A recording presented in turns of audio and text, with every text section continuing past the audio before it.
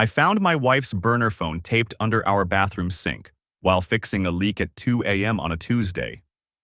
The discovery happened purely by accident. Emily had been complaining about the dripping faucet for weeks, and I'd finally dragged myself out of bed to deal with it after the sound kept me awake. I reached into the cabinet for a wrench, and my knuckles scraped against something plastic that shouldn't have been there. A cheap Android device secured with duct tape to the underside of the sink basin. My hands went cold. We'd been married for 11 years. We had 2 kids, Ashley, 9, and Brandon, 6. We lived in a nice 4-bedroom colonial in Westchester County, New York. Emily worked as a marketing director at a pharmaceutical company in White Plains. I was a senior accountant at a mid-sized firm in Manhattan. We weren't rich, but we were comfortable. We had date nights twice a month. We took family vacations to Disney World. We went to parent-teacher conferences together and hosted barbecues for the neighbors. I thought we were happy. The phone had a simple 4-digit passcode. I tried our anniversary, 0614, nothing. Ashley's birthday, nothing. Then I tried 1234 because people are predictable when they think they're being clever. It unlocked. There were only 3 apps installed: a messaging service I didn't recognize, a photo gallery, and a maps application. My thumb hovered over the messaging app for what felt like an eternity. Part of me wanted to put the phone back, tape it exactly where I'd found it, and pretend I'd never discovered it. But that part of me was already dying, replaced by something colder and more calculating. I opened the messages. The contact was saved simply as J. The conversation history went back 8 months. 8 months of daily exchanges, sometimes dozens of messages per day. I scrolled to the most recent message, sent just 6 hours earlier. J. Can't wait to see you Thursday. Got us the usual room. Emily. I'll tell him I have that conference in Boston. 3 whole days this time. J. You're incredible. I love you. Emily. Love you too. Can't keep doing this much longer though. Getting harder to lie. J. So don't lie anymore. Leave him. We've talked about this. Emily. Soon, I promise. Just need to figure out the logistics with the kids. I sat on the cold bathroom tile, reading through months of their relationship. The messages started innocent enough. Workplace banter, inside jokes about coworkers. Then they shifted. Compliments, flirtation, plans to meet for coffee that turned into lunch that turned into afternoon hotel visits. The photos were worse. Not explicit, thankfully. Emily was apparently smart enough not to leave that kind of evidence on a device that could be discovered. But there were selfies of them together. Him kissing her cheek at what looked like a restaurant I didn't recognize. Her head on his shoulder in a hotel room. A picture of 2 wine glasses on a balcony with a sunset in the background, captioned, "Perfect evening with my perfect person." The man's face was visible in several photos. I didn't recognize him, but he looked younger than me. Maybe early 30s. Athletic build, carefully styled hair, expensive-looking clothes. The kind of guy who probably drove a leased BMW and wore cologne that cost more than my monthly car payment. I checked the Maps application. It had saved locations for 3 different hotels in Westchester and Fairfield County, Connecticut. The Marriott in Stamford appeared most frequently, visited at least twice a month for the past 6 months, according to the timestamp data. My phone buzzed in my pocket, making me jump. A text from my brother, asking if I wanted to grab beers this weekend. I stared at the message, trying to process the surreal juxtaposition of my normal life continuing while my world imploded.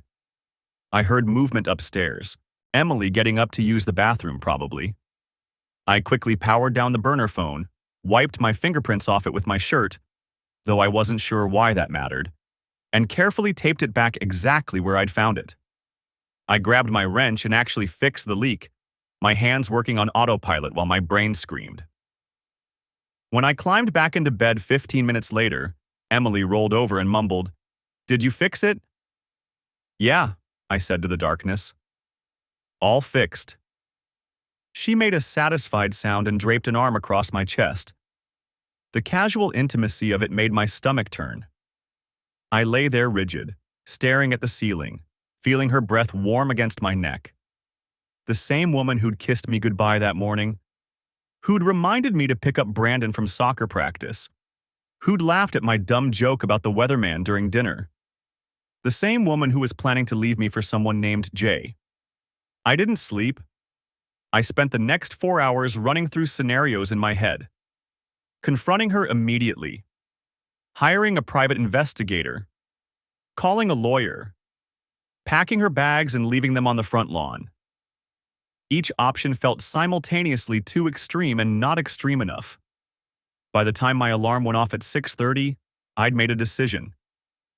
I wasn't going to confront her. Not yet. I was going to document everything. I was going to be smart about this.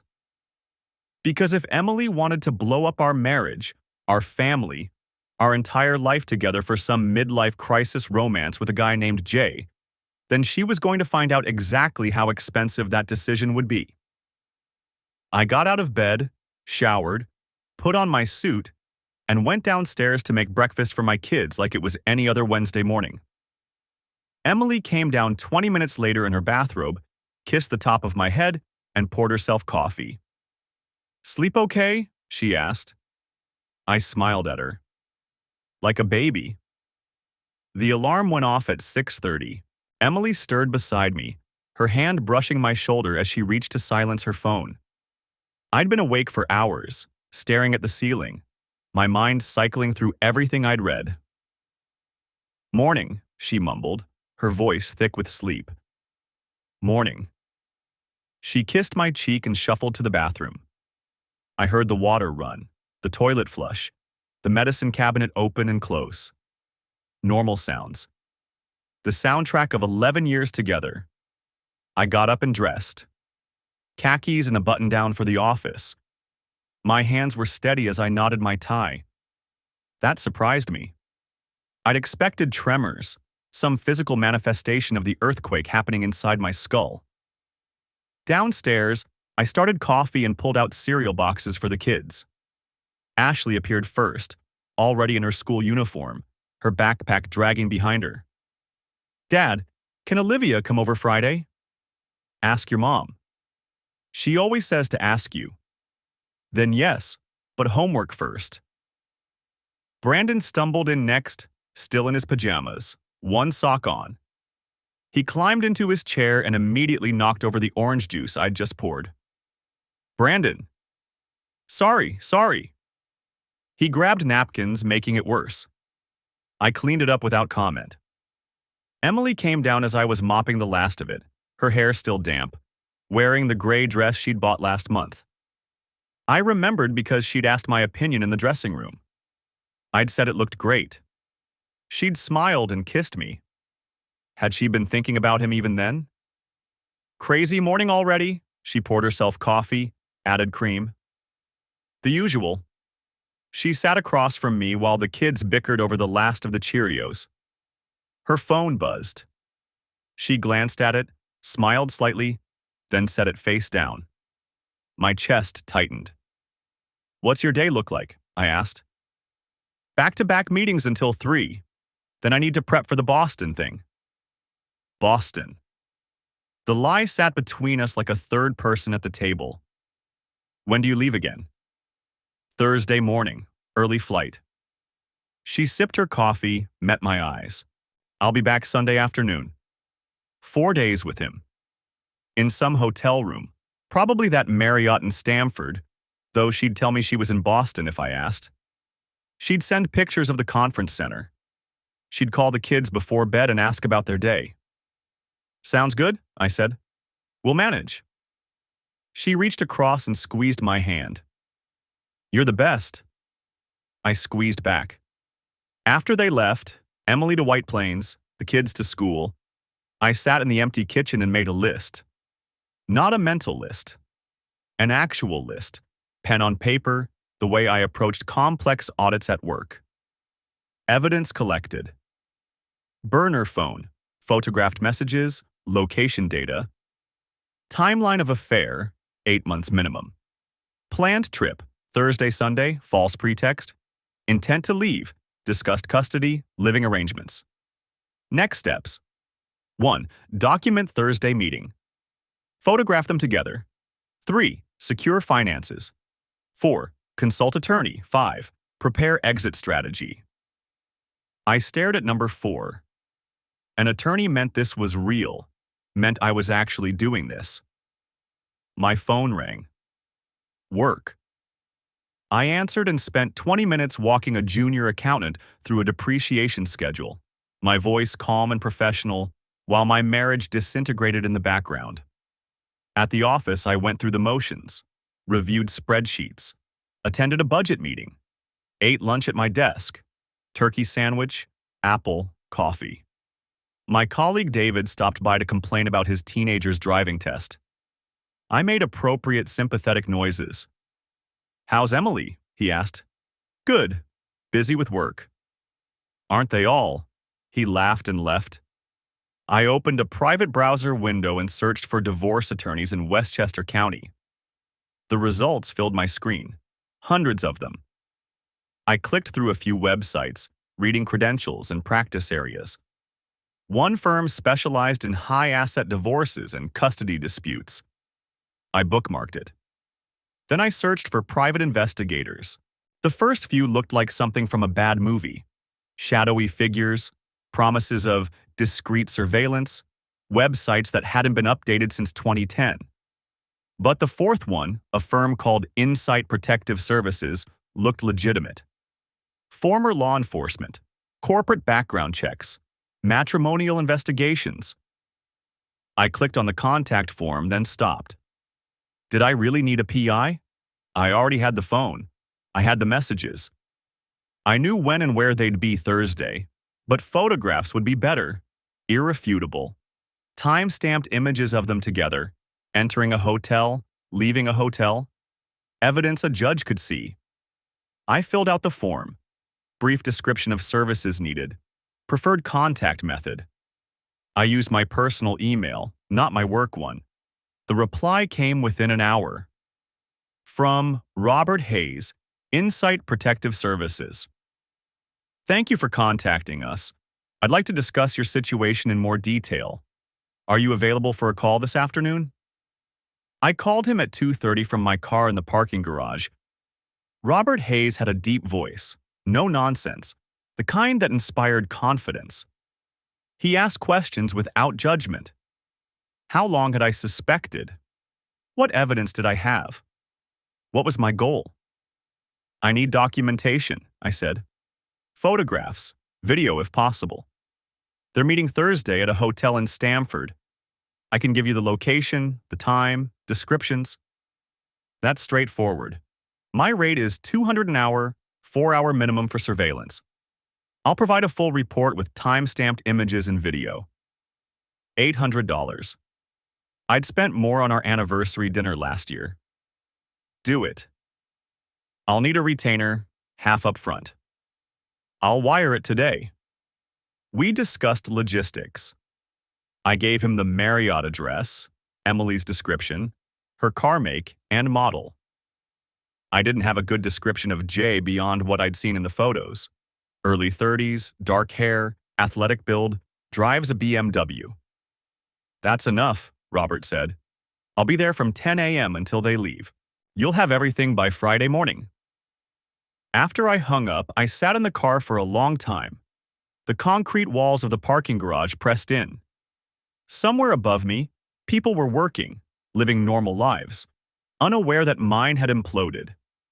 My phone buzzed. Emily. Emily. Miss you. Dinner at home tonight, or should I grab something? I stared at the message. She missed me. While planning to spend 4 days with another man. While discussing custody arrangements in separate households. Me. Home is good. I'll cook. Emily. You're sweet. See you at 6. The heart emoji made my stomach turn. I stopped at the grocery store on the way home, bought chicken breasts, vegetables, pasta, the ingredients for her favorite dish, the one I made on special occasions, our anniversary, her birthday, promotions. The cashier smiled as she rang me up. Someone's having a nice dinner? Something like that. At home, I prepped everything methodically. Trimmed the chicken, chopped vegetables, measured out wine for the sauce. The knife felt good in my hand, solid and sharp. I focused on the rhythm of it. Slice, dice, mince. The burner phone was still under the sink, taped exactly where I'd found it. I wondered if she'd checked it today. If there were new messages from him, planning their Thursday escape. Promises of what they'd do together. How they'd celebrate being free of me. The chicken sizzled in the pan. I added garlic, let it brown. Emily came home at 6:15, apologizing for being late. Traffic on 287, a meeting that ran over. She kissed me, her lips soft against mine, tasting of coffee and mint gum. This smells amazing. Thought you deserved something nice. She changed into jeans and a sweater, poured herself wine, sat at the counter while I finished cooking. She talked about her day, a difficult client, a presentation that went well, office politics I'd heard about 100 times before. I made the right noises, asked the right questions. You're quiet tonight, she said. Just tired. Long day. Want to watch something after dinner? That show we started? Sure. We ate together. The chicken came out perfectly. She complimented it twice. We split a bottle of wine. She told me about the Boston conference, the sessions she planned to attend, the keynote speaker everyone was excited about.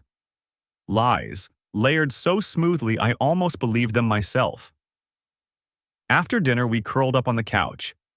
Some crime drama we'd been watching. She leaned against me, her head on my shoulder, my arm around her. On screen, a detective discovered his partner had been lying to him for months. The betrayal played out in close-up, the actor's face crumbling. Emily squeezed my hand. This is nice, she whispered. Yeah? Her phone buzzed. She glanced at it, then silenced it without responding. Him, probably. Wondering why she wasn't answering. Missing her. I pulled her closer and kissed the top of her head. 2 more days until Thursday. 2 more days of this performance. The Wednesday morning meeting dragged on for 90 minutes. Revenue projections, quarterly forecasts, budget reconciliations. I nodded at appropriate intervals, made notes that would mean nothing later, and watched the clock tick toward noon. My phone buzzed twice during the presentation. Both times I ignored it. When we finally broke, I checked the messages in the hallway outside the conference room. Robert Hayes. Got some preliminary intel. Can you talk? I stepped into an empty office and called him back. That was fast, I said. Your wife made this easy. His voice had that flat, professional quality that probably came from delivering bad news to people for 20 years. She took a personal day today, left the house at 9:47 a.m., drove to the Marriott in Stamford, met a man in the parking garage at 10:15. My stomach went cold despite already knowing. Despite hearing it confirmed, happening in real time while I sat in a budget meeting, made it concrete in a way the text messages hadn't. You get photos? Clear shots of both of them entering together. White male, early 30s, athletic build, drives a 2022 BMW 5 Series. Ran the plates, registered to a Jonathan Peterson, address in Greenwich. I'm sending you everything now. Jonathan. J. They still there? As of 5 minutes ago, yes. You want me to wait for them to leave? I thought about it. Emily had told me this morning she had back-to-back meetings all day, wouldn't be home until 6. That gave them hours. Yeah, get photos of them leaving too. And the license plate, clear enough to read. Already got it, but I'll grab another angle. Anything else? That's good for now. Send me the invoice. Will do. And Mr. Caldwell? I'm sorry. I ended the call and stood there in the borrowed office, looking out at the Manhattan skyline. Somewhere 30 miles north, my wife was in a hotel room with Jonathan Peterson from Greenwich. Tomorrow was supposed to be the surveillance day, the big documentation effort. She'd jumped the schedule. My phone buzzed again. The photos came through in a series of images that loaded one after another. Emily walking across the parking garage in jeans and a sweater I'd bought her for Christmas. Jonathan beside her, hand on her lower back. Both of them smiling. Another shot of them at the hotel entrance. His face clear now, square jaw, expensive haircut, the kind of casual confidence that came from never worrying about money. The BMW's license plate in sharp focus, Connecticut tags, GLF 2847. I forwarded everything to a private email account I'd set up yesterday, then deleted the messages from my phone. Covered my tracks the way Emily had been covering hers for 8 months. Back at my desk, I pulled up LinkedIn. Searched for Jonathan Peterson in Greenwich, Connecticut. Found him immediately. Senior investment analyst at Bridgewater Associates. Yale graduate, marathon runner. Board member of some charitable foundation. His profile photo showed him in a suit at what looked like a conference. That same easy smile. I clicked through to his connections. 243 of them. Emily wasn't listed. Smart. They'd kept it off social media entirely. No digital footprint beyond the burner phone and hotel security footage. I spent 10 minutes reading through his public posts. Mostly professional content, market analysis, economic commentary, the occasional humble brag about a race time. Nothing personal, no relationship status visible. My phone rang. Emily. I let it go to voicemail, then listened to the message. Hey babe, just wanted to check in. Meetings are brutal today. Probably going to grab dinner with the team after, so don't wait up. Love you. Her voice sounded exactly the same as always. Warm, familiar, completely natural. I deleted the voicemail and went back to work. That evening, I picked up the kids from after-school care and took them to the diner on Route 9. Ashley ordered pancakes for dinner because Wednesday was her favorite day. No rules day, she called it. Brandon got chicken fingers and spent 20 minutes building a fort out of the little syrup containers. Where's Mom? Ashley asked, drowning her pancakes in enough syrup to constitute a health hazard. Working late. Big project. She's always working late now. I looked up from my coffee. What do you mean? Ashley shrugged, focused on cutting her pancakes into precise squares. Just seems like she's gone a lot. Sarah's mom is always home. Sarah's mom doesn't have a job like your mom does. I guess. She didn't sound convinced. Brandon knocked over his syrup fort, and Emily's absence became a cleanup emergency instead of a conversation topic. We got home at 7. I helped Brandon with his math homework, addition problems that took 40 minutes because he kept getting distracted by the dog, while Ashley practiced piano in the living room. The same song over and over, missing the same note each time. Normal Wednesday evening, regular routine. Except Emily's car wasn't in the driveway and I knew exactly where she was. At 8:30, I got the kids ready for bed. Read Brandon 2 chapters of the book we'd been working through. Checked on Ashley's homework, set out their clothes for tomorrow. Emily texted at 9:15. Emily. Just leaving now. Be home in 30. Kids asleep? Me? Getting there? Drive safe. Emily. Love you. I stared at that heart emoji for a long time. She walked in at 9:47. I was on the couch with my laptop, pretending to review spreadsheets, actually reading Connecticut divorce law. Hey! She dropped her bag by the door, kicked off her heels. Sorry I'm so late. You would not believe the day I had. Rough one? The worst. She collapsed next to me on the couch, rested her head on my shoulder. 3 hours in a conference room arguing about marketing budgets. Then dinner ran long because Tom wouldn't shut up about his fantasy football league. She smelled like hotel soap, not her usual body wash. Sounds exhausting, I said. I'm wiped. She kissed my cheek, stood up. I'm going to take a quick shower and crash. You coming to bed soon? In a bit. Want to finish this up? She headed upstairs. I heard the bathroom door close, the shower start running. I opened my private email on my phone and looked at the photos again. Emily walking across the parking garage at 10:15 this morning. Emily, who'd just told me about 3 hours in a conference room and dinner with her team. The shower ran for 15 minutes. When it shut off, I closed the email and went back to the spreadsheets. She came down 20 minutes later in her bathrobe, hair wet. You still working? Almost done. She kissed the top of my head. Don't stay up too late. Oh, and I need to leave early tomorrow. Have to be in Boston by noon for the conference. Right. When are you back again? Sunday evening. I'll text you when I'm leaving. Okay, I looked up at her. I'll miss you. She smiled. I'll miss you too. But it's only a few days.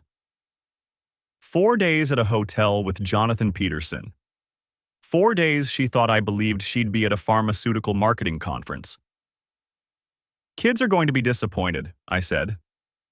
I know, but I'll make it up to them when I get back. Maybe we can do something fun next weekend. Sure. She headed back upstairs. I heard her moving around in the bedroom, getting ready for bed.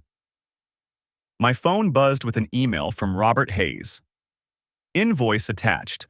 $200 for today's surveillance, including mileage and the rush job. Photos and vehicle information included in a password-protected file.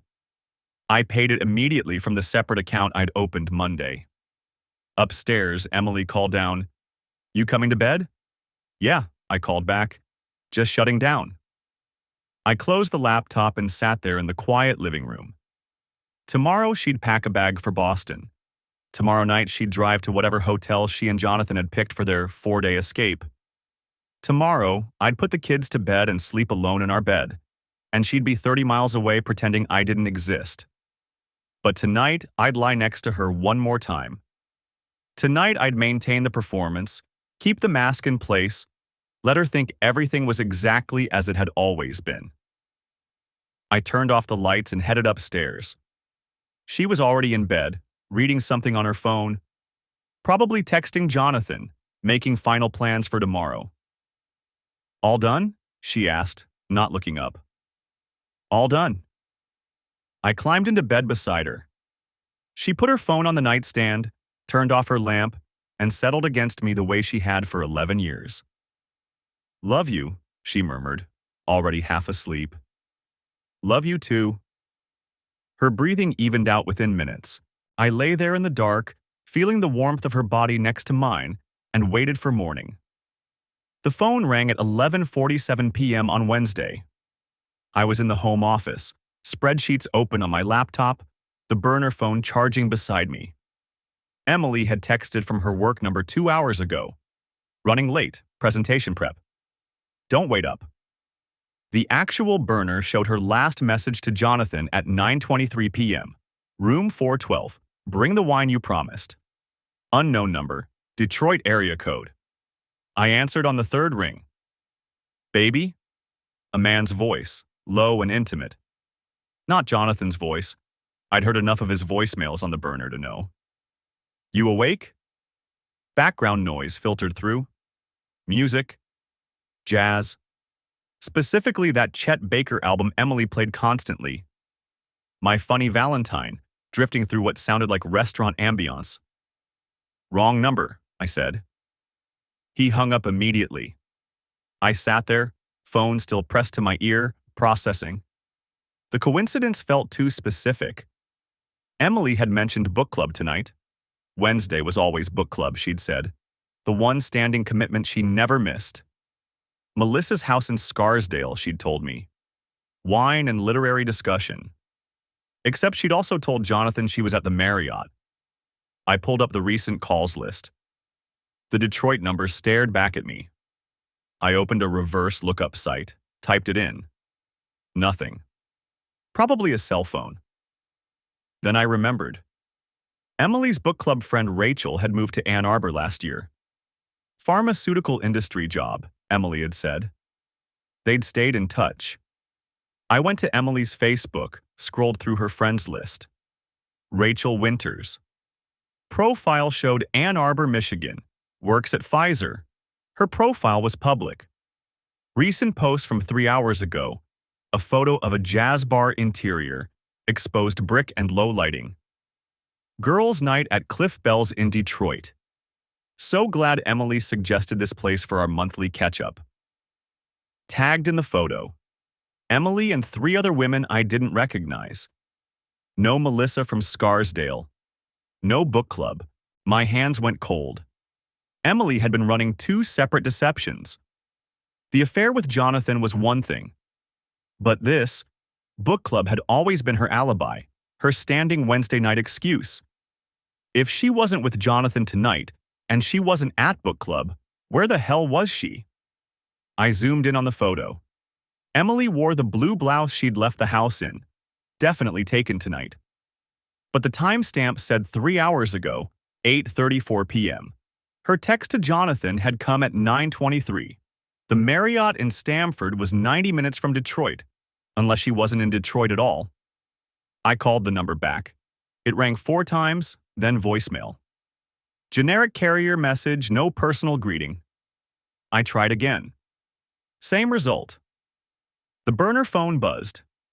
New message from Jonathan. Where are you? I've been waiting 20 minutes. Then another. Emily? And another. If you changed your mind, just tell me. I watched the messages arrive, each one more confused than the last. Emily had told him she'd be there. Room 412, but she wasn't answering. Because she was in Detroit. At a jazz bar, with friends. My phone rang again. Same Detroit number. Hello? Jesus, sorry, man. The voice from before, slightly slurred now. Thought you were someone else.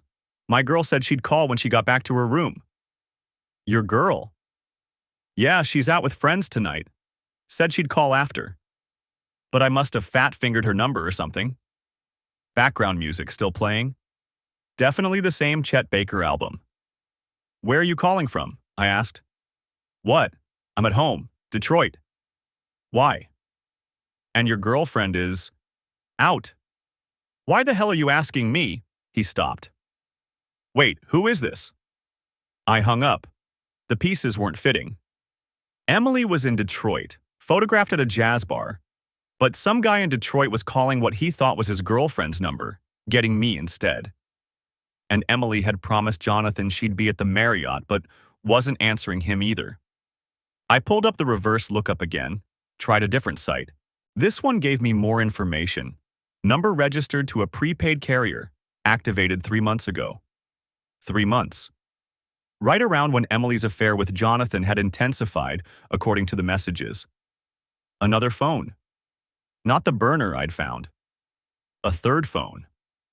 My hands were shaking now. I went to find my iPhone, logged into Emily's account. Her iPhone showed at the Marriott in Stamford. Not moving. But Emily was in Detroit. She'd left her phone at the hotel. Probably in the room, plugged in, creating an alibi. While she flew to Detroit to meet someone else. The Detroit number called again. I answered. Listen. Put Emily on.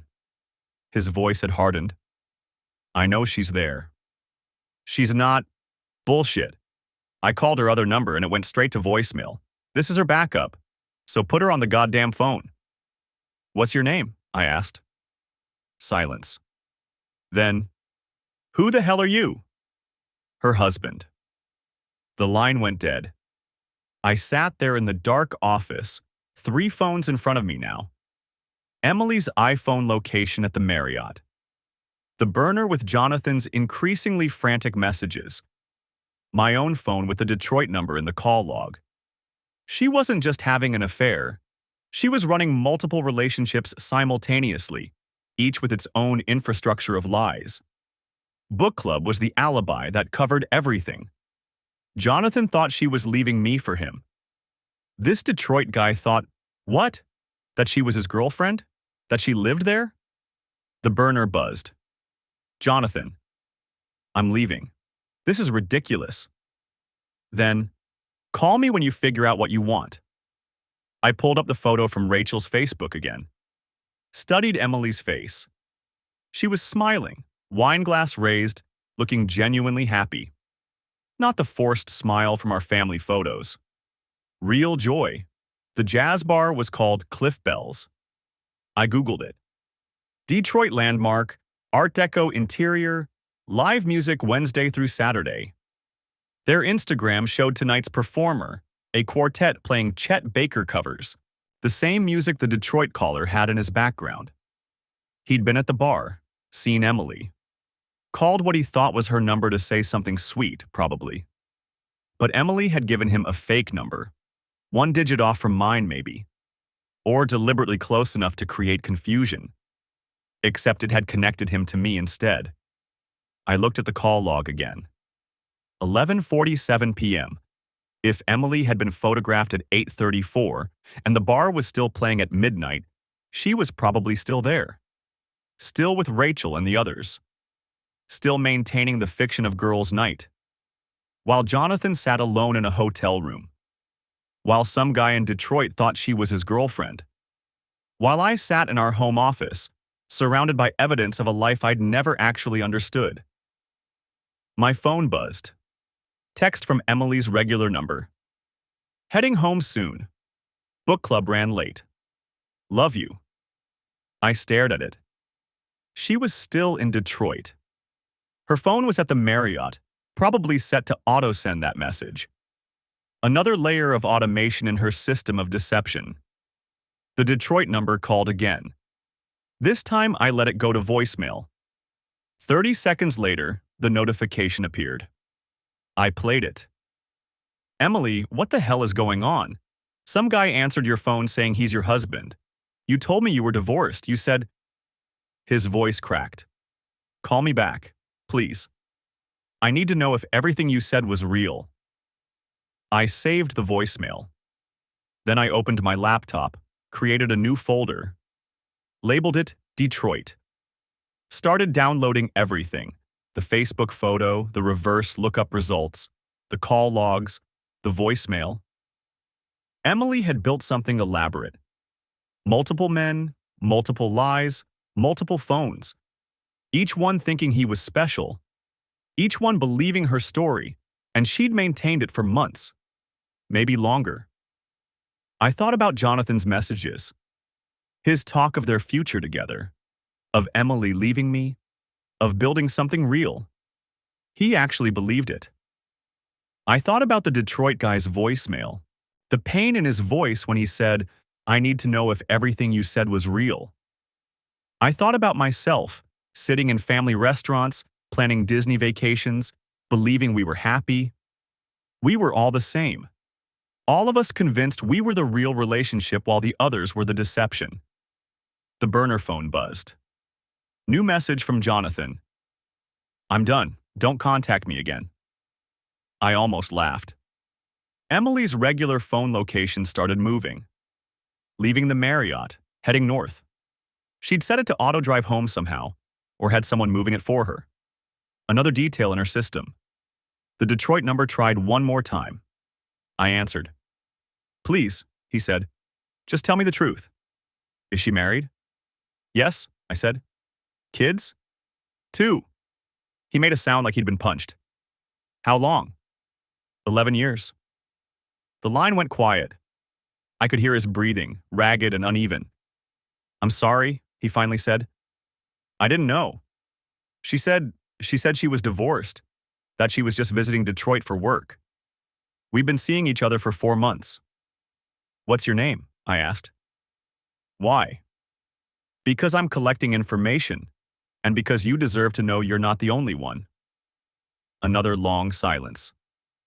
Tyler, he said. Tyler Grant. I wrote it down. There's another guy, I told him. In Connecticut. He thinks she's leaving me for him. Jesus Christ. Yeah. What are you going to do? He asked. I looked at the spreadsheet still open on my laptop, the evidence folders, the divorce attorney consultation scheduled for next week. I don't know yet, I said, but I'll figure it out. The clock on my dashboard read 11:47 p.m. when I parked 3 houses down from our colonial. Emily's Lexus sat in the driveway, right where it shouldn't be. She'd told me this morning she had book club until midnight, maybe later. "Don't wait up," she'd said, kissing my forehead while I pretended to read the newspaper. I'd been sitting in a hotel parking lot in Stamford for the past 2 hours, watching Jonathan Peterson's BMW collect tickets on the windshield. Emily's burner phone, the one meant for him, was still in the Marriott room upstairs, plugged into the wall charger, sending out its steady digital heartbeat that said she was exactly where she was supposed to be. Except she wasn't. She was home. Early. My phone buzzed. Tyler Grant's number from Detroit. I answered on the second ring. "Hey man, I don't know what's going on." His voice carried that particular strain of someone trying very hard to sound calm. "Melissa's phone is going straight to voicemail. We were supposed to talk an hour ago and she just vanished." Melissa. That's what she'd told him her name was. "When did you last hear from her?" I kept my voice neutral, professional, the same tone I used when clients called about discrepancies in their quarterly reports. "Around 9:30, we were texting while she was at some jazz place with her girlfriends. Then nothing. I've called like 15 times." I pulled up the tracking app on my phone. The burner phone Emily used for Tyler, the one I'd cloned yesterday, showed its last location as a jazz bar in suburban Detroit. Battery dead at 9:43 p.m. "Maybe her phone died," I said.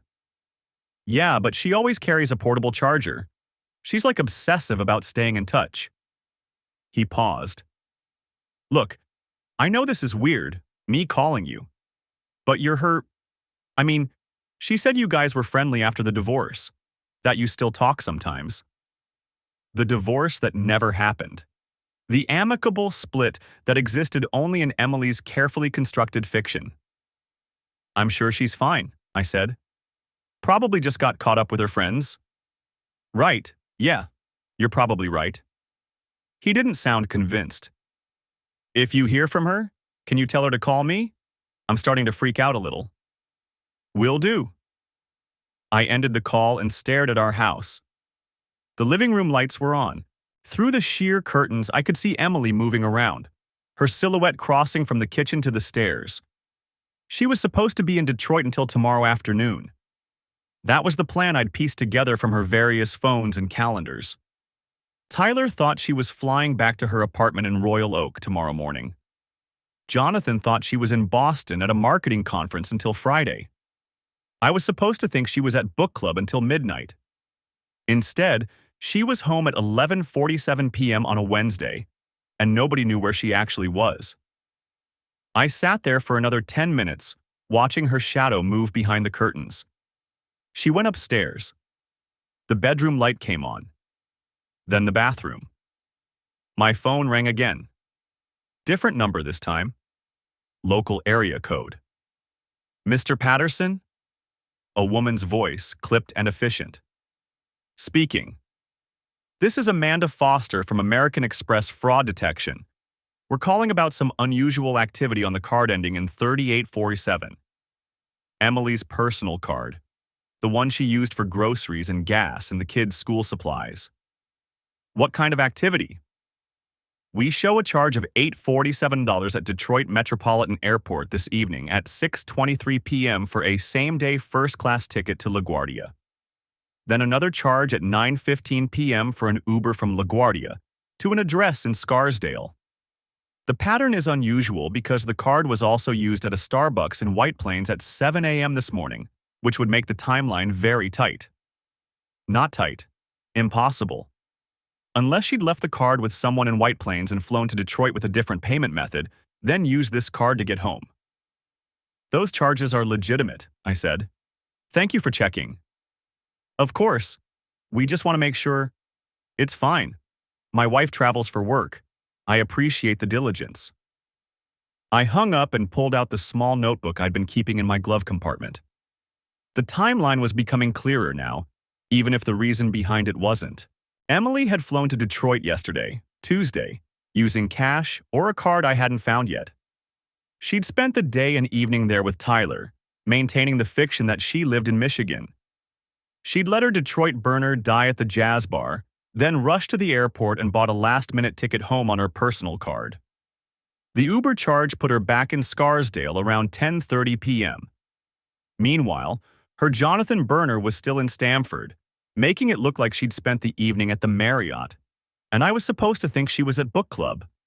3 different alibis for 3 different audiences, and she'd blown all of them by coming home early. I got out of the car and walked up the driveway. My keys made too much noise in the lock. I winced, then realized it didn't matter. I was supposed to be home. This was my house. Emily appeared at the top of the stairs as I closed the door. She wore her white bathrobe, hair wet from the shower. "Hey," she said, "you're still up." "Couldn't sleep. Went for a drive." I set my keys on the hall table. "Book club ended early?" Something flickered across her face. Not quite panic, but close. "Yeah, Karen wasn't feeling well. We only got through half the discussion." She came down the stairs, smiling. "I tried to call and let you know, but you didn't answer." My phone showed no missed calls from her number. "Sorry, must have been in a dead zone." I moved past her toward the kitchen. "Want some tea?" "Sure, that sounds nice." I filled the kettle and set it on the stove. Emily leaned against the counter, watching me with that particular expression she got when she was trying to read my mood. We'd been married 11 years. She knew my tells as well as I knew hers. "How was your day?" she asked. "Fine, boring. The Sanderson audit is taking forever." I got 2 mugs from the cabinet. "How was the book?" "Oh, typical book club pick. Everyone had opinions." She laughed, but it sounded forced. "I can barely remember what we talked about." "That's too bad. You were really looking forward to it." "Yeah, well, maybe next month will be better." The kettle started to whistle. I poured hot water over the tea bags and handed her a mug. Our fingers brushed. Hers were cold despite the hot shower. "I got a weird call earlier," I said. She went very still. "Oh?" "Yeah. Wrong number, I think. Some guy named Tyler looking for someone named Melissa." I blew on my tea. "He sounded pretty worried. Said her phone was dead and he couldn't reach her." Emily's face stayed perfectly neutral, but her knuckles went white around the mug. "That is weird," she said. "The really strange part?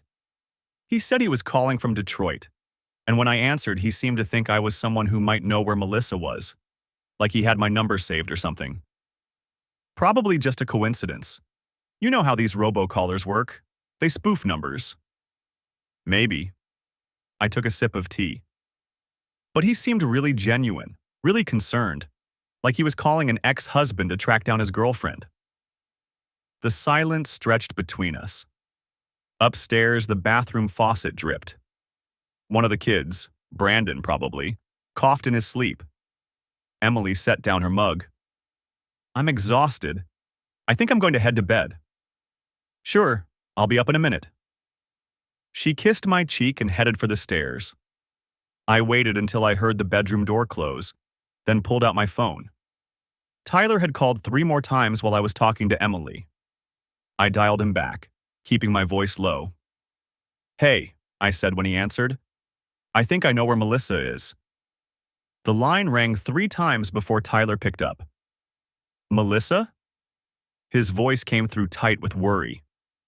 "Jesus, where are you? Your phone's been going straight to voicemail for hours. I've been calling." "This isn't Melissa." I kept my voice level. "My name's Patterson. I'm her husband." Silence. Not the shocked kind, the processing kind. I could hear him breathing, could almost feel him recalibrating everything he thought he knew. "That's not funny, man. Melissa's divorced. She told you what you needed to hear." I was standing in my garage now, door closed, Emily asleep upstairs.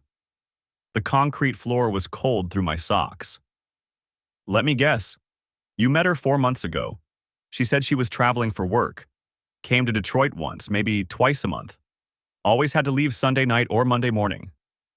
Who the hell is this? I already told you. I'm the husband she forgot to mention. I pulled up the photo on my phone. The one from our anniversary dinner last month.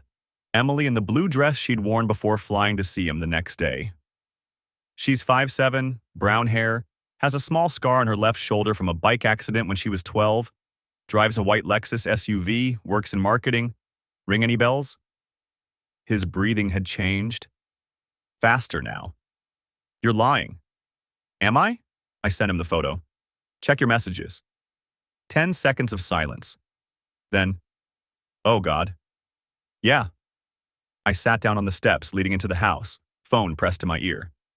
So here's what actually happened tonight. Melissa, Emily, her real name's Emily, was supposed to be at your jazz bar. She was supposed to be at a hotel in Stamford, Connecticut with her other boyfriend at the same time. Instead, she's here, in our bed, in our house with our 2 kids asleep down the hall. Other boyfriend? His voice cracked. What the hell are you talking about? You're number 2, Tyler. Maybe number 3. I'm still figuring that out. The garage smelled like motor oil and lawn fertilizer. Normal smells. Everything felt normal except nothing was. Guy named Jonathan's been seeing her for 8 months. Senior investment analyst from Greenwich. Real estate developer money from what I can tell. She told him she's leaving me. Told you she already left. Told me she's at book club on Wednesdays. This doesn't make sense. It does, though. That's the thing. I stood up, started pacing the narrow space between Emily's Lexus and my Honda. She compartmentalizes. Different phones for different lives. You get Wednesday nights and weekend trips.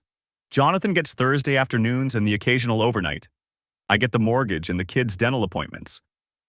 Why are you telling me this? Good question. I'd ask myself the same thing while listening to Emily's breathing even out upstairs, waiting until I was sure she was asleep before sneaking down here. Because you called her tonight. Because your call going to the wrong number is the only reason I know about Detroit at all. I stopped pacing. And because you deserve to know you're dating a married woman who's juggling at least 2 other men while telling you she's divorced. I need to talk to her. She doesn't want to talk to you. Her phone died at your jazz bar. She flew home instead of staying the night because she couldn't handle being out of contact with everyone. Couldn't risk Jonathan or me wondering where she was. I checked the time. 1:47 a.m. She thinks her Detroit phone is just dead. Doesn't know you called. Doesn't know I know. So what, you're just going to let her keep lying? I didn't say that. The garage felt smaller suddenly, walls pressing in. I'm gathering information, making sure I understand the full scope before I do anything permanent. Permanent like what? Like divorce, like custody battles, like dividing 11 years of marriage and 2 kids' lives. My hand tightened on the phone. Like making sure when this all comes out, I'm not the one who gets screwed. Tyler was quiet for a long moment. When he spoke again, his voice had changed. Less shocked, more angry. What do you want from me? Nothing. I'm giving you information. What you do with it is your business. I opened the garage door a crack, checked the driveway. Empty and dark. But if you want my advice, don't call her. Don't text. Don't give her any warning that you know. Why not? Because right now she thinks she's in control. Thinks all her plates are still spinning. The second one of you confronts her, she'll go into damage control mode.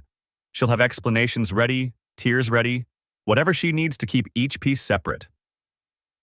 I thought about the burner phone still sitting in the Stamford Marriott, Jonathan's messages piling up unanswered. But if we all stay quiet, if we let her think everything's fine while the walls close in, you want to trap her. I want documentation, evidence, a clear record of exactly what she's been doing. The concrete was really cold now. I should have put on shoes. You do what you want. But if you confront her tonight, tomorrow, next week, she'll find a way to spin it. She's good at this, Tyler. 4 months and you never suspected? No. Barely a whisper. I thought we had something real. So did Jonathan. So did I. I heard a sound from inside the house, froze listening. Nothing. Just the furnace kicking on. Look, I have to go. My number's in your call log now. If you want to compare notes, if you find out anything else, call me, not her. Me. What are you going to do? Right now? Go back to bed. Kiss my wife good morning. Make breakfast for my kids. Pretend everything's normal. The words tasted bitter. Same thing I've been doing since Tuesday at 2 a.m. when I found her first burner phone. Jesus Christ. Yeah. I pulled the garage door closed again, sealing myself back in the dark. Welcome to the club nobody wants to join. I hung up before he could respond. The house was silent when I slipped back inside. I stood in the kitchen for a minute, letting my eyes adjust, listening to the familiar sounds. Refrigerator humming. Heat registers ticking. Upstairs, a toilet flushed. Brandon probably. The kid drank too much water before bed. Emily's purse sat on the counter where she'd dropped it. I'd already been through it twice while she showered. Found her regular phone, her work phone, nothing else. The Detroit burner was wherever she'd left it when the battery died. The Jonathan burner was still in Stamford, probably sitting on a nightstand in an empty hotel room, vibrating with increasingly frantic messages. How many more were there? How many other Tylers, other Jonathans, other cities and aliases and carefully constructed lies? My phone buzzed. Text from Tyler. She told me she loved me. I stared at the message, didn't respond. What was there to say? She'd probably told Jonathan the same thing. Probably told me the same thing this morning while pouring her coffee, planning her trip to Detroit, her meeting with Jonathan, her book club alibi. Another text. I'm flying to New York tomorrow. I need to see her face when I tell her I know. My fingers moved before I could think. Bad idea. Give it a week. Trust me. 3 dots appeared, disappeared, appeared again. Finally. Why should I trust you? Because I'm the only one telling you the truth. The dots disappeared. No response. I deleted the conversation, cleared the call log, put my phone back in my pocket. Upstairs, Emily's breathing had that deep, steady rhythm of genuine sleep. She'd taken half an Ambien before bed.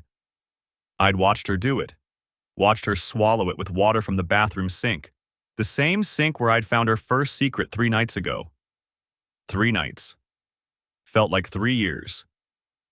I climbed back into bed beside her, careful not to disturb the covers.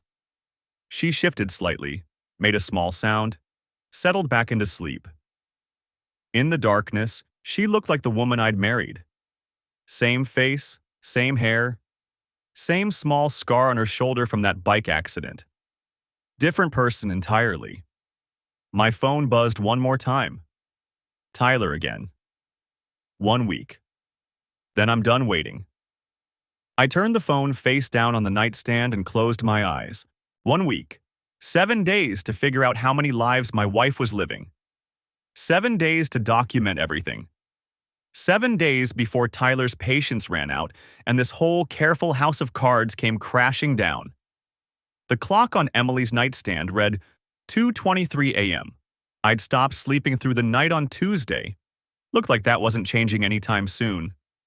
Friday morning, I called in sick to work for the first time in 3 years.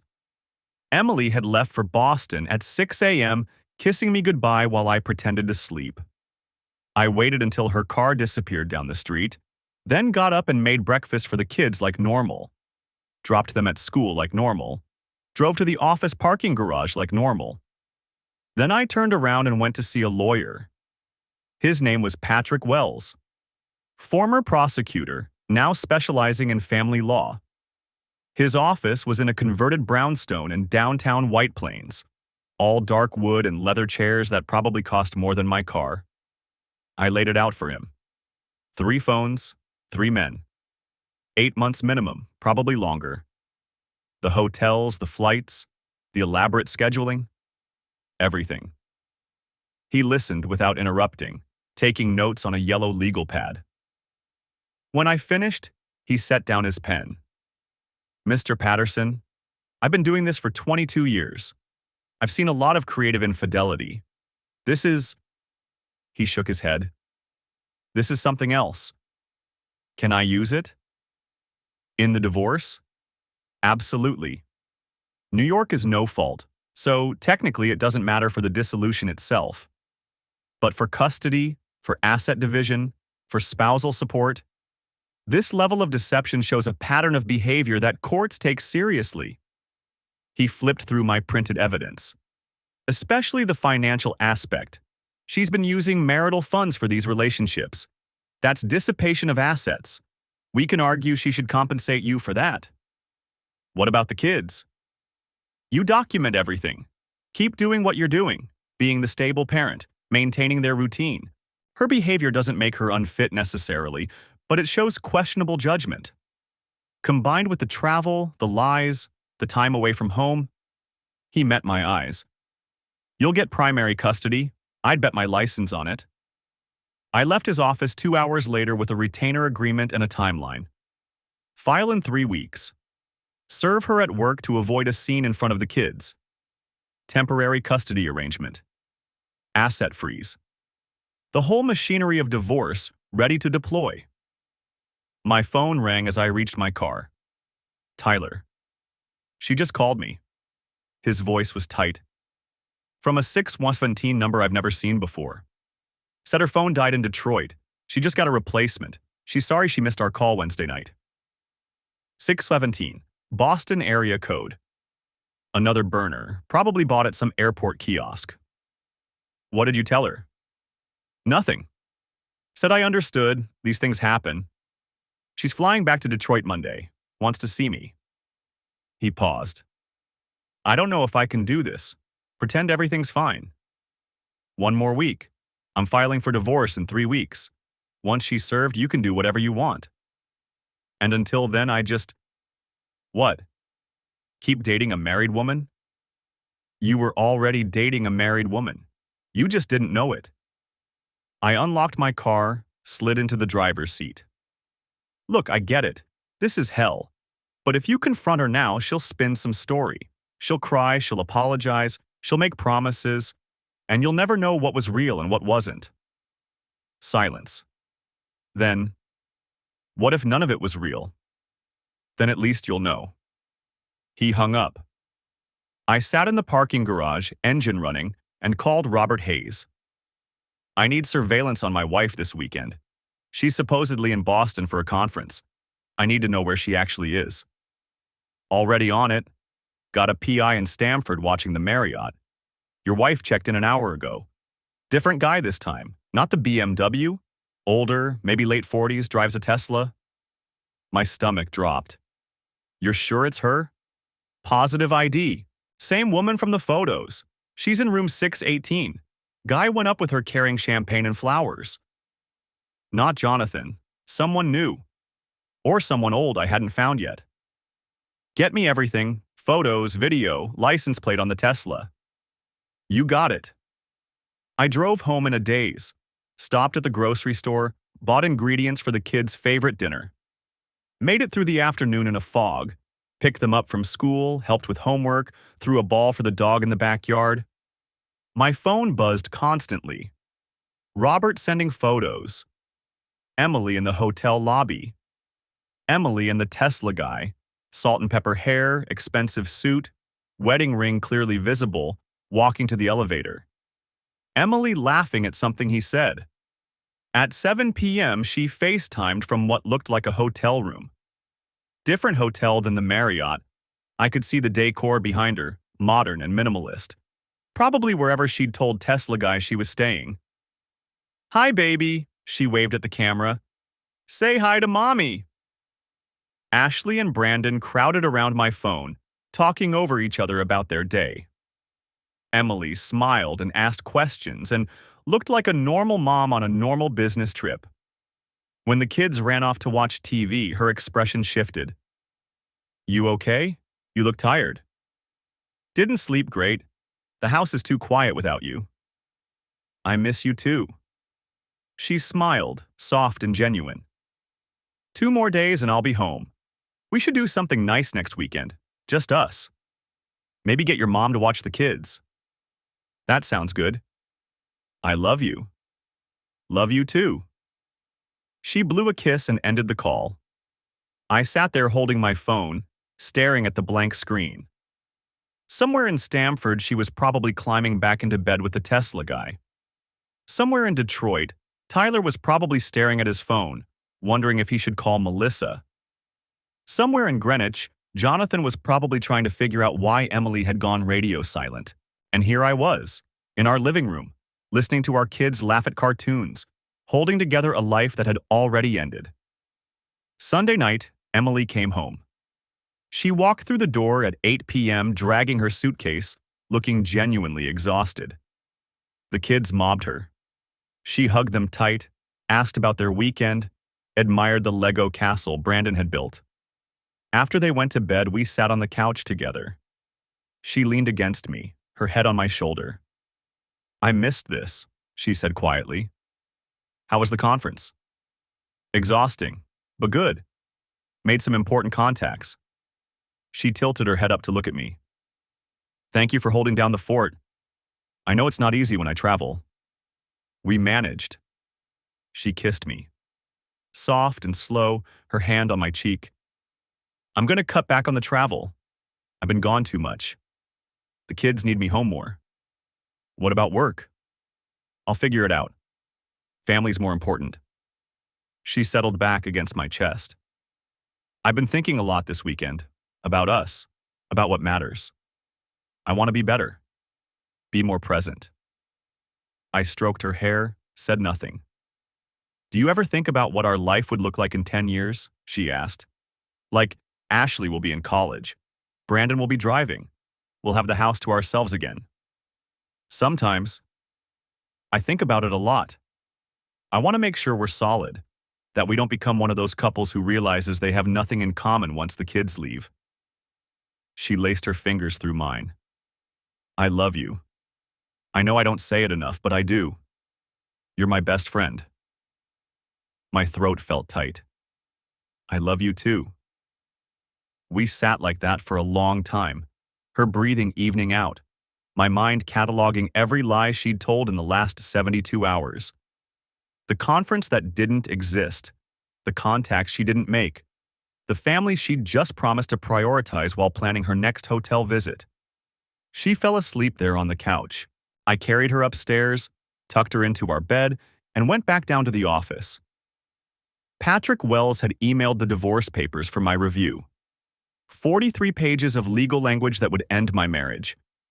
I read through them twice, made a few notes, sent them back approved. 3 weeks.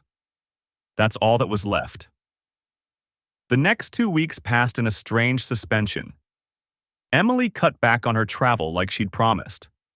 Only one overnight trip, supposedly to Philadelphia, actually to the Marriott in Stamford with Tesla guy. Tyler called me 4 times, each conversation shorter than the last. Jonathan started seeing someone new according to his Instagram, a blonde woman who appeared in 3 posts, all tagged at restaurants in Greenwich. Emily seemed lighter, happier. She came home on time most nights. We had family dinners. She helped with homework. We watched movies after the kids went to bed. She made love to me twice, both times initiating, both times with an intensity that felt almost desperate. "I feel like we're reconnecting," she said one night, wrapped in my arms, "like we're finding each other again." I kissed her forehead and said nothing. On Tuesday of the 3rd week, I met with Patrick Wells one final time. "You're sure about this?" he asked. I looked at the stack of evidence on his desk. 3 binders full of phone records, hotel receipts, photos, GPS data. a chronicle of betrayal so thorough it would probably be used as a teaching example in his practice. I'm sure.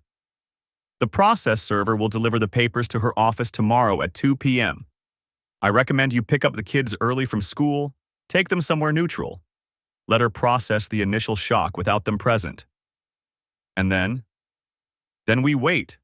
She'll hire an attorney. They'll review the evidence, and they'll realize she has no leverage whatsoever. He closed the top binder. This will be over faster than you think. Wednesday at noon, I left work and picked up the kids from school. Told them we were having an adventure day. Early dismissal, special treat. Took them to the Science Museum in Stamford, let them run wild in the exhibits while I checked my phone every 5 minutes. At 2:17 p.m., Patrick texted, "Papers delivered. She's been served." My hands shook as I typed back, "Understood." Emily called at 2:19. I let it go to voicemail. She called again at 2:21, again at 2:23, again at 2:25. At 2:30, she texted, "We need to talk, now." I turned off my phone. The kids and I spent 3 more hours at the museum, had dinner at their favorite burger place, drove home slowly, taking the long route, letting the sun set before we pulled into the driveway. Emily's car was there, lights on throughout the house. "Why is Mommy home?" Ashley asked. She said she had to work late. Maybe she finished early. I unbuckled Brandon from his car seat. "Let's go see." Emily met us at the door. Her eyes were red, makeup smudged. She'd been crying. But she smiled at the kids, hugged them, asked about their adventure day. "Go get ready for bed," she told them. "Daddy and I need to talk about grown-up stuff." They thundered upstairs. Emily closed the door behind them, turned to face me. "How long have you known?" "Does it matter?" "Yes, it matters. How long have you been—" Her voice cracked. "Collecting evidence, building a case, planning this." 3 weeks, since I found your first burner phone." She sat down hard on the stairs. "The bathroom sink." "Yeah. And you just, what? Followed me? Hired investigators? Went through my things?" "All of the above." I stayed standing, kept my distance. "Found Jonathan, found Tyler, found the Tesla guy, found the hotel rooms, the flights, the lies. All of it." Her face crumpled.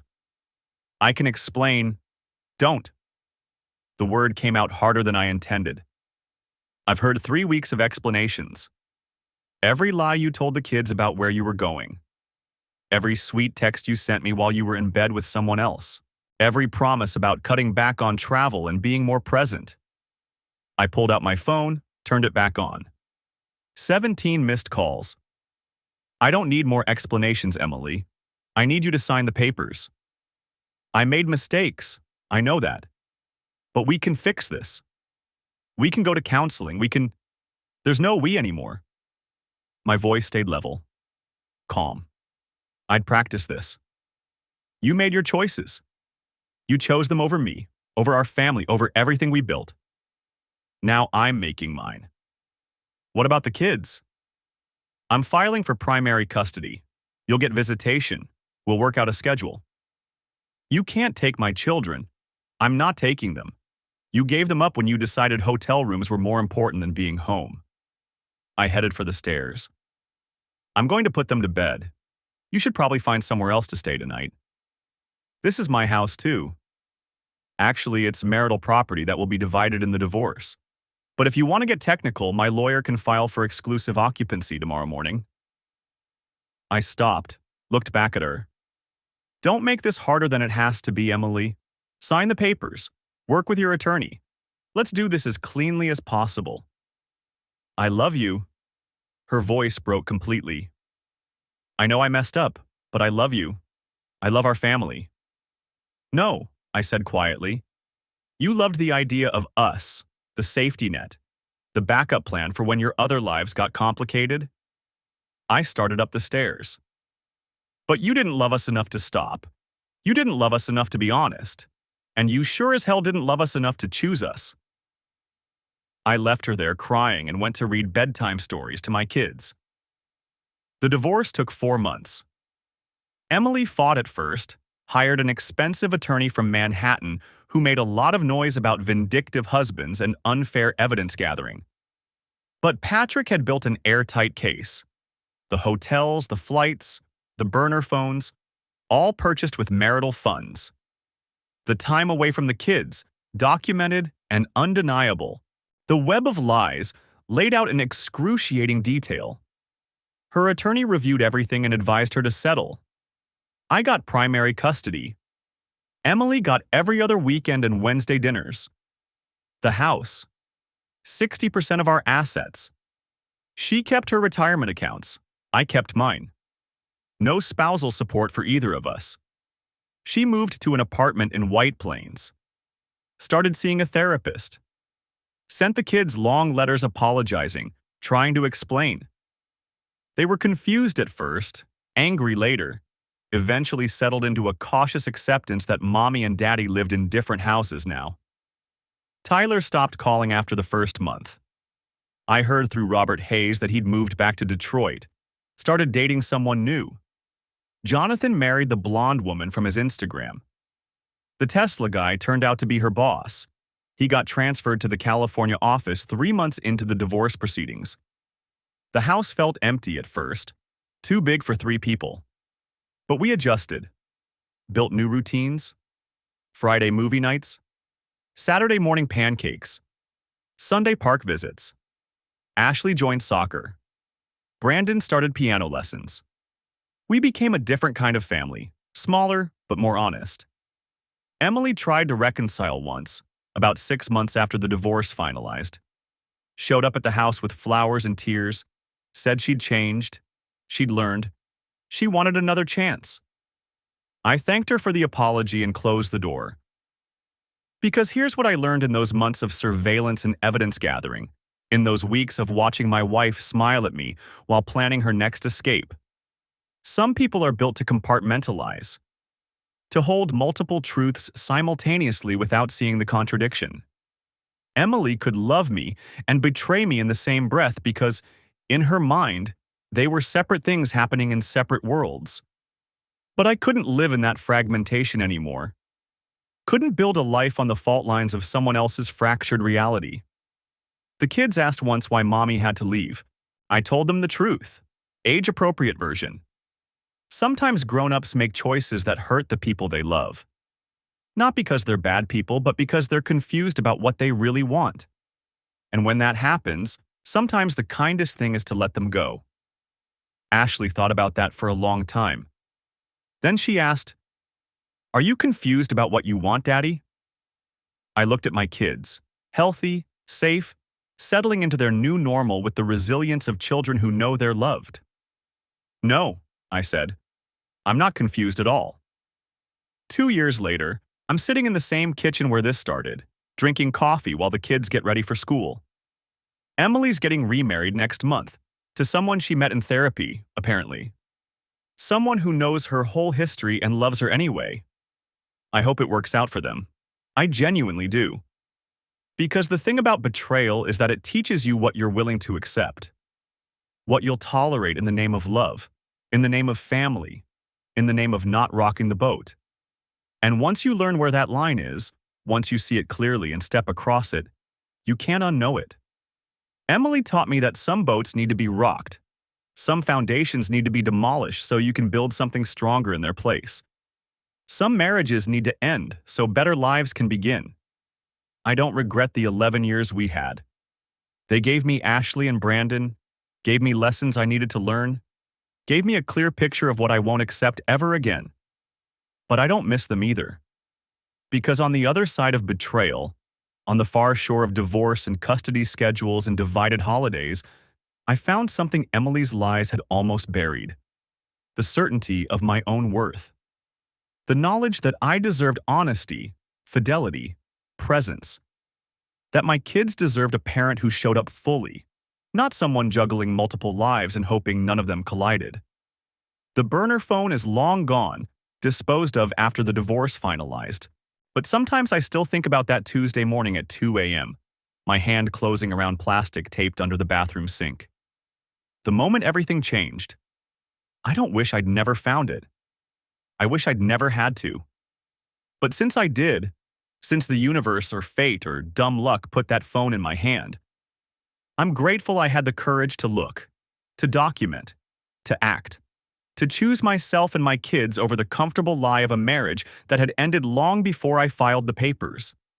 Some people stay. They forgive. They rebuild. They find their way back to trust.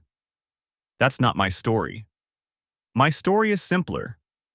I found out who my wife really was. And I decided that wasn't who I wanted to spend my life with. Everything else was just paperwork.